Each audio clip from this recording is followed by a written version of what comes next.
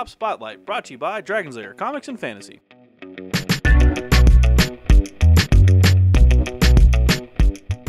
Hey everyone, I'm AdamHarry from Bella Souls with Michael from Dragon's Lair Comics and Fantasy. And we're back with another Tabletop Spotlight. Michael. Adam.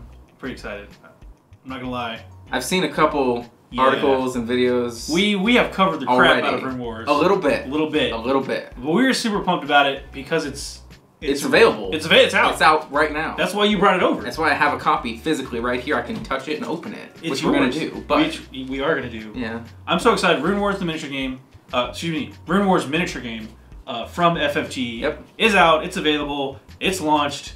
They've already announced the next couple boxes and all that. It's a whole organized line. plays coming too. OP is indeed coming. That's right. So we've got a lot going on. Full machine of FFG is behind this game. Absolutely. And it's great. So let's take a look inside the box. All right. It's Runewars. Miniature games. Miniatures game. It's a miniatures game of epic battles in an age of heroes. Right. This is FFG's sweet art. Rank and file Oh, yeah. miniatures combat game. You got a skeleton man riding a giant worm. Looks That's like a Carrion Lancer. Yeah. It looks like Thresher Maw from Here's Mass the back Effect. of the box. Oh, there you go. Big old magic golem. Yep, the Rune Golem. Rune Golem. Yeah. I may have opened this before. Yeah. Would you like to do the honors? Since I've already actually done this before. Sure. Yeah. See if I can do it. Oh. Here, I'll help you out. Just tear there. Boom. Oh. There we I go. didn't really do it on my own then. I surprised you. My goodness. Trying to get rid of that glare as quick as possible. Not the glare. Not the glare. What's in the box? Not the glare. What's in the box? It's miniatures. It is actually a game. That is technically true. Let's take a look. All right. Here we go. It's hard to open. You smell there? Oh, here we go. Got it. We'll do vacuum Oh, you can buy Mansions of Madness too. What? Cthulhu. All right. What do we got in here? The Runewars miniatures game. Learn to play. There are a couple books. Rules reference and lore guide. So if you've played any other Fantasy Flight game, this is something you will also expect as multiple rule books. Yes. Typical for them. You got a bunch of different cardboard, punch-out sheets. Shocking. You've got movement and ability dials and stuff like that. Yep. Different tokens and icons and templates, basically. This is your movement templates here. A lot like X-Wing. If you've ever played that, you'll recognize this immediately. Yep. We'll move past those. Bases. Yep. Cards, which look like action cards. Those are the upgrade cards. Upgrade cards. Get for units and things like that. Then you have more bases, obviously, for your larger things. Dice. Dice are fun. More bases. More cards for modifiers and things like that. But where are all the miniatures? Those are for the terrain and the missions. Where are the miniatures? Where's the miniatures, Adam? I was told this is a miniatures game. It's true. People always wonder why we look under the thing in the box, right? Do-do-do-do. Boom! Check that out. There are your miniatures. There are all of your miniatures. Using every inch of that box space appropriately. There's a ton of stuff in here. But you know what? That's too much. That's too much. We're gonna put that down here. Just put it away. Get it out of here. What's this? Oh my god, we assembled it so quickly. I'm so fast. We used so much glue in like 5 seconds. It was pretty cool, huh? Yeah. So this, of course, is our copy that we've already opened. Yeah, for sure. And assembled everything, and you can see here it's really cool. I'm just gonna grab this guy out of here. Oh, I ripped him in half. You ripped him in half already. Oh no! Oh my god. Yeah, it's cool. Actually, he's a great model to show off. Yeah. As I'll pull this guy out here. Rune Golem. The Rune Golem's great because it's one of the big models. This is the Carrion Lancer. The assembly on these guys is super cool. Yep. They have the lock-in peg system, I call it. Mm-hmm. And I'll go for it. Disassemble Rip them real apart. Quick. You can see what I'm talking about. Use your magic. Huh. So it's got whenever you assemble these models, they have these pegs that only fit one way. Central pin, basically. And so like the arm, for example, has got a little lock, and it's matched the shape. Just the one way. Yeah. It's a lot of great detail on him as well. Yeah, if you actually look closely at the model. Again, there's that lock, and it's just going to fit on there one way. Now, if you're a more advanced hobbyist, you can probably cut those off and, figure out do a little kit bashing if you want. Yeah, you'll probably have to use some they look fine, Oh yeah, even as they are. Yeah. Take a look at what is it again? This is the Carrion Lancer. Carrion Lancer. And again, if you're concerned about the plastic they use, it is a little. Some of them can be a little bent, but if you soak it in warm water for about 30 seconds or so, reset it, it should go back to whatever shape you do. It'll solidify just fine. Yeah. So we just haven't. Once you start putting some paint on it too, it'll bow down a little bit as well. So and this is a Carrion. Again, this one assembled. The face pops off. There you go. Nice. So It's great too for sub-assembly before you paint. Oh yeah, for sure. That's super handy. But these are the two big models. These are the two of my favorite models in the whole set. Yeah. We've also the big models are always the coolest. Yeah, for sure. Like in any game. Right. We got some heroes, looks like. We do have a couple heroes. We've got the undead Wygar champion here, and I forget the name, but this is the Draken Lord's. I love that horn helm. Yeah. What's neat too about the hero bases is these guys actually do clamp onto a unit. You can have them join a unit, or you can run them as a solo. Which you can see here. Much like this right here. Yeah. Boom. Boom. Now these guys are hanging out. They are hanging out. They work together. But we've assembled, as you can see, most of the models. Oh, yeah. All of the models in the box. It's enough for 2 starter forces. Yep. You know, we've got a unit of archers here. I'm going to grab it from the middle so I don't break them all. But these are the reanimated archers. I love the poses on the archers. Yeah. They look really good. There's enough poses to give you some variety. They are single pose. Well, the plastics aren't. You know what I'm saying? Yeah. There's multiple poses, but you can only build them one way. Yeah. But that's okay. But again, if you know what you're doing and you want to try your hand at manipulating them and kit bashing them a little bit, you should be able to do it just fine. They look awesome painted, by the way. So really good minis. Why aren't yours painted, Adam? Because this is in my set. This is the bowl set that that I'm not painting. I'm gonna paint my own set, so that's different. But yeah, you can see here. Let's get the cavalry out real fast. That's a two baser. You can see these are the Dakon Lords, cavalry. Take one of these bad boys off here. Really cool minis. Really well done. I love their armor design on them. Yeah, it's part of the Rune-bound universe. Yeah, so for if sure. you're familiar with any of that stuff, if you've played Descent, for example, Yep. Same universe, some of the same styles, I would say, same heroes. Yeah. And based in that kind of world. Yeah, it's the FFG's fantasy game kind of realm. So. Yeah, if you have that rank and file itch that is still sort of remnant from the old Warhammer Fantasy days. Yep. A good replacement here. This is for a that pretty sort of solid style. This game definitely rewards players who are good at maneuvering your units. I love these spearmen. If you are good at estimating your opponent's moves, figuring out what they're going to do, and then countering those moves, if you're looking for that type of a game, this one's got you covered. I will say as well, you obviously can't tell this in the video. This plastic is pretty weighty. It's not a weak, thin plastic. Oh no. It's a pretty hefty. I mean, even just this one spearman is pretty hefty. And a lot of that's in the base. Yeah. But yeah, I mean, it's nice, and it's also going to prevent your models from falling over, which is always good. You want the weight center toward the bottom, which is definitely prevalent in most of these models. Yeah. So well done there with Fantasy Flight. But yeah, that's Runewars, the minis. Let's go check out some of the briefly check out the rule book, and we'll check out ours real fast too. We've got everything punched out of here. Give me that box real fast. What's in the box? What's in the box? Take these yahoos as well. Right. So we got some. So rules. there's this. Oh, that's a poster.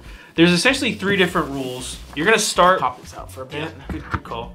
There's 3 different books. Sorry about the glare. You're gonna start with the Learn to Play, and this is the one you're gonna want to flip through first because it's got all the basic stuff. Yep. When you get that down, if you get into those rules arguments with that one guy that always wants to challenge you and stuff, there's a reference. Here's rules reference, so hopefully you guys can sort that out. And I want to point this out too. The rules are written in such a way that there are subsections. For example, morale test is rule number 53. This is 51.2. During the attack, the standard of your morale test is equal to the number of morale icons and panic. Very well broken down. It explains it very simply. Yes. Like in basic language, this is this rule. And this is also perfect for later editions when they want to FAQ stuff. Yep. They can literally type in, 55.1 is changing in this way. Or 55, add section 53.7, Yep. So that's what this whole thing's written up as. It's got an index system there too. So yeah. Your lore guide if you want to read about lore, which they've actually created quite a bit of fiction for this game about all the models you'll play with. This is a little hint at what's to come. Real quick too. We've got the Dakon Lords, which are the humans. We've got the Reanimates, the Wygar, which are the undead. We've got the hints. Latari elves were announced. Yes, those were announced. We've got hints at this new faction here, which I don't want to butcher this, but I'm gonna try. The Uthuk Yuan. These guys, they're kind of the red faction. Yeah. But they're an infernal society. They have a blood magic type stuff going on. Nice. And then, of course, we just learned recently. Just announced the Latari Elves. So they look pretty sick. Also, yeah, I like them a lot. Yeah, I'm looking forward to that faction in particular. Yeah. So we already have a hint that FFG has got even more stuff rearing to go for this game, and they're ready to go. So that's the lore faction. We can look through the brief learn to play. Briefly go through this one. We're not going to spend a ton of time on this. There's a lot of rules in this game. We've done like 2 demos of how to play this game already. For sure. So you can check out those videos if you want to learn. We'll just briefly go through it here. But you do have a command tool, so if you're familiar with X-Wing, that's how you set spin your dials to determine what you're doing. Determine your move for the thing, and then any bonus kind of commands. You have a range ruler and movements and attack and defend dice. All that stuff's the same. You do have unit cards for each unit, which is super handy to have similar to War Scrolls, kind of from Age of Sigmar. Yep.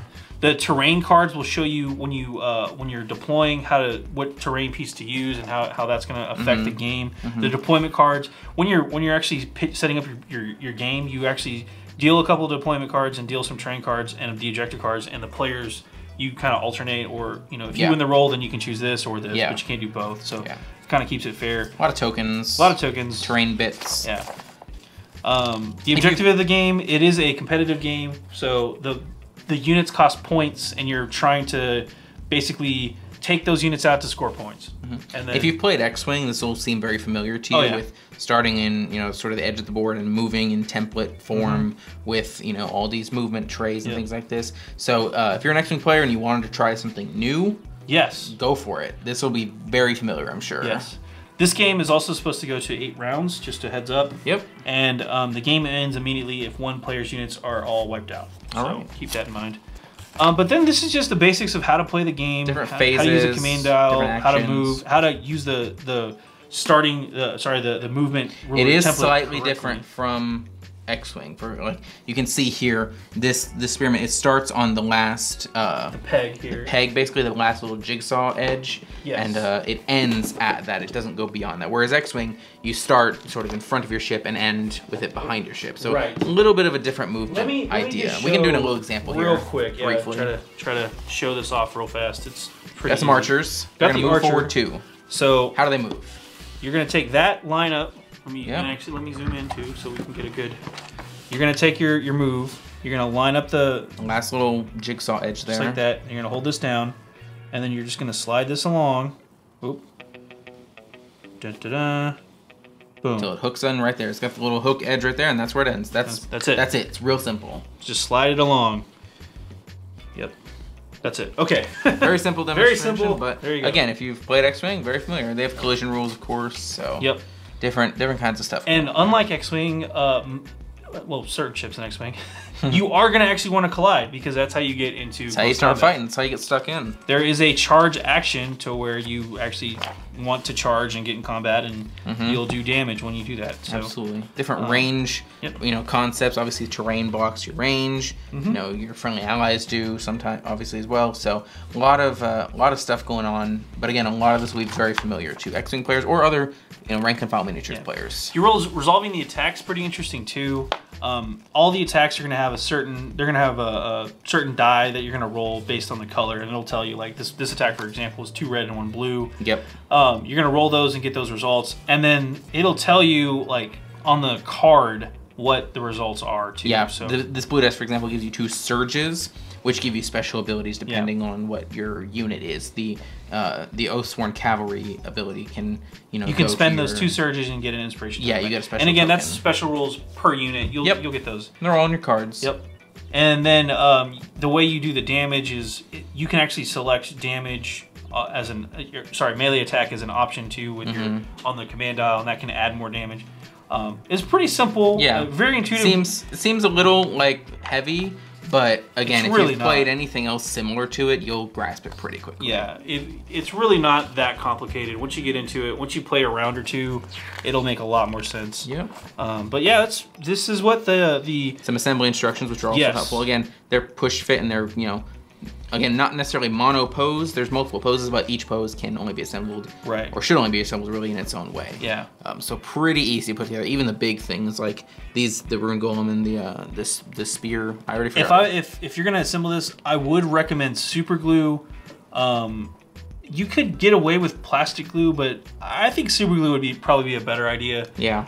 Just because it'll give you a little bit. It should give you a little bit more time for it to set, and because they're push fet, it doesn't take a ton of glue anyway. Yeah, plastic glue. You know, if you need it to be stronger plastic glue, but again, it's already meant to go together in a certain way, so it's already pretty solid. You probably still want to do the whole clipping and cleaning and everything like that before you assemble. For sure. And again, if you're in bags, but yeah, the bags are over here. But if you if you're going to re-bend the plastic, you know, to fix any kind of bends and the warps in the, do that before you assemble. Just it'll be bad otherwise. Typical, just miniature assembly stuff. And then Runewars is a hobby thing. It's all about painting as well. Yeah. There'll be plenty of expansions and things coming out as well that you can add to these armies. They actually have partnered up with Army Painter. Yeah. If you go to their website, for FFG, sure. they have a whole painting tutorial.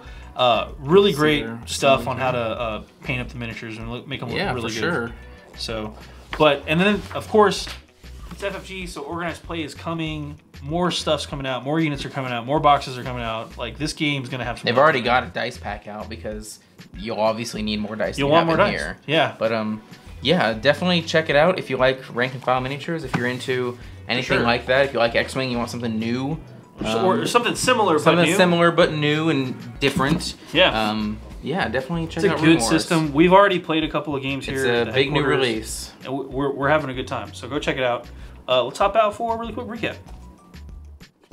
Well, that was Runewars miniature game from Fantasy Flight Games. Yep. Pretty great stuff. I mean, it's pretty exciting for like. If you're brand new franchise sort of spin-off game, but it's pretty awesome. If you're a fan of rank and file stuff. I mean, let's take rank and file, take some X-Wing, mush them together. I really am a big fan of the interlocking bases. That's the big part for me. I think it's like really cool. It's less. I mean, obviously the rank and file aspect's there, but having that mechanism built into it where you don't need necessarily like the movement trays you have to buy and build and assemble and all that. So it's a really nice touch there. It's really cool because it's a great way to add bigger stuff, like more models to that unit and stuff. Anyway, of course, you saw everything in there. This is enough stuff to start 2 starter armies for 2 players. Everything else you need to play. It's from Fantasy Flight Games, of course. It's going to be $100. Pretty much. Before tax. You can get it at your local game store right now. Right now. It's out. It's right here. This is at our store. You can come buy it if you want. I mean, it's, like when we're shooting this, it's not there, but it will be. But it'll be back once we're done with the video, for sure. Well, so go check it out, Runewars miniature game. I'm AdamHarry from Bowls. I'm Michael from Dragon's Lair Comics and Fantasy. And this has been another Tabletop Spotlight. Thanks again for watching. Tabletop Spotlight brought to you by Dragon's Lair Comics and Fantasy. Thanks for watching.